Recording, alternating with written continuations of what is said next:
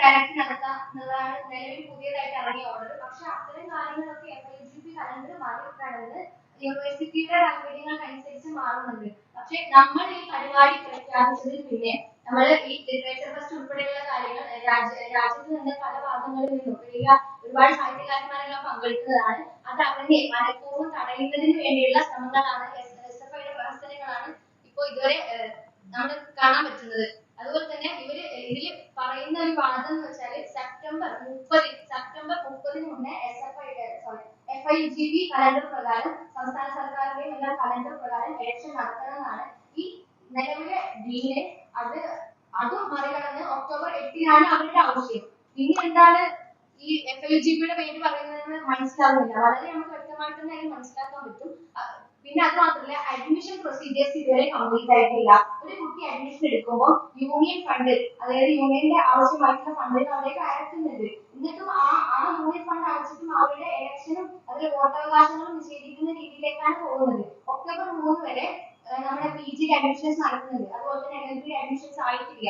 നമ്മുടെ യൂണിവേഴ്സിറ്റിയിലുള്ള ടെക്നോളജി വിഭാഗത്തിൽ അഡ്മിഷൻ ആയിട്ടില്ല. ഈ കുട്ടികളുടെ കയ്യിൽ നിന്നൊക്കെ യൂണിവേഴ്സിറ്റിയുടെ അല്ലെങ്കിൽ നമ്മുടെ യൂണിയന്റെ ആവശ്യങ്ങൾക്കെല്ലാം ഫണ്ട് തിരിച്ചിട്ടും അവർക്ക് വോട്ടവകാശം നിഷേധിക്കുന്ന രീതിയിലേക്കുള്ള ഒരു മൂവാണ് ഇപ്പൊ നടക്കുന്നത്. നമ്മുടെ ഏറ്റവും വലിയ ബുദ്ധിമുട്ട് എന്താണെന്ന് വെച്ചാൽ, ഒരിക്കലും നമ്മളെ ഒരു വിദ്യാർത്ഥി സംഘടന മാത്രമായിട്ട് അവർ കാണുന്നത്. ഡീനും രജിസ്ട്രാർ SO അനാവശ്യമായിട്ട് ഒരുപാട് തവണ ഇങ്ങനെ വിളിച്ച് ബുദ്ധിമുട്ടിപ്പിക്കുക, അല്ലെങ്കിൽ ഒരു തവണ SO നമ്മളെ വിളിച്ച് ചീത്ത പറയുന്ന സാഹചര്യം ഉണ്ടായിട്ടുണ്ടായിരുന്നു. അതുപോലെ അതിലൊക്കെ നമ്മുടെ ഉന്നത വിദ്യാഭ്യാസ വകുപ്പിന് വരെ ഉള്ള ഇടപെടലുകളാണ് ഇന്ന് നടന്നുകൊണ്ടിരിക്കുന്നത്. തെറാപ്പിയ ഉന്നത വിദ്യാഭ്യാസ വകുപ്പിന് വരെ അവരെ വിളിച്ചിട്ട് ബുദ്ധിമുട്ടിപ്പിക്കുക, പ്രഷറൈസ് ചെയ്യുക എന്നുള്ളതാണ് അവരുടെ പുതിയ അജണ്ട. അതുപോലെ തന്നെ BC ഒക്കെ ഇതിന്റെ പേരും പറഞ്ഞ് BCയുടെ വീട് അവിടെയും ഒക്കെ CPMന്റെയും SFIയുടെയും ഗുണ്ടകൾ ചെന്നിട്ട് അവിടെ പിന്തുടരുക, എന്നിട്ട് അവർക്ക് മറ്റാളുകൾ കാവൽ വെക്കുക. അതൊക്കെയാണ് നിലവിലെ സാഹചര്യങ്ങൾ. ഒരു യൂണിവേഴ്സിറ്റി, ഒരു വിദ്യാർത്ഥികളുടെ യൂണിവേഴ്സിറ്റി യൂണിയൻ അപ്പുറത്തേക്ക് വെറും നമ്മൾ ഈ മറ്റ് രാഷ്ട്രീയ സംഘടനയുടെ ഭാഗമായിട്ട് മാത്രമാണ് നമ്മൾ കാണുന്നത്. ഒരു ഓർഡർ പാസ്സാക്കാൻ ഞങ്ങൾ ഇന്ന് ജോലി ഇറങ്ങേണ്ട എത്ര ഓഫീസാണെന്നറിയോ? SFI 3 വർഷങ്ങളിലൊക്കെ ഒരു ഓർഡർ പാസ്സാക്കിയിരുന്നത് അര ദിവസങ്ങളോ ഒരു ദിവസങ്ങളോ കൊണ്ടാണ്. ഞങ്ങൾ ഇന്ന് ഡീനിനെ വിളിക്കണം, SOനെ വിളിക്കണം, ARനെ വിളിക്കണം, രജിസ്ട്രാറെ നേരിട്ട് പോയി കാണണം. 21 ലക്ഷത്തോളം സന്തുഷ്ടരായ ഉപഭോക്താക്കളും 2 ലക്ഷത്തോളം തിമിര ശസ്ത്രക്രിയകളും പൂർത്തിയാക്കിയ മലബാറിലെ ഏക കണ്ണാശുപത്രി Al Salama high hospital, hospital road, Perinthalmanna. ഇതാണ് ഞങ്ങൾ അവിടെ രാവിലെ ഒരൊറ്റ കാര്യത്തിന് പോയാൽ ഈവനിങ് വരെ നടത്തിക്കുക. അതാണ് അജണ്ട. BC കഴിഞ്ഞ മാസം യൂണിവേഴ്സിറ്റി യൂണിയൻ ഭാരവാഹികൾക്ക് ഒരു ID കാർഡിന്റെ ഒരു ഓർഡർ ആക്കിയിട്ടുണ്ടായിരുന്നു. ഈ ഒരു മാസത്തിനിപ്പുറം ഒരുപാട്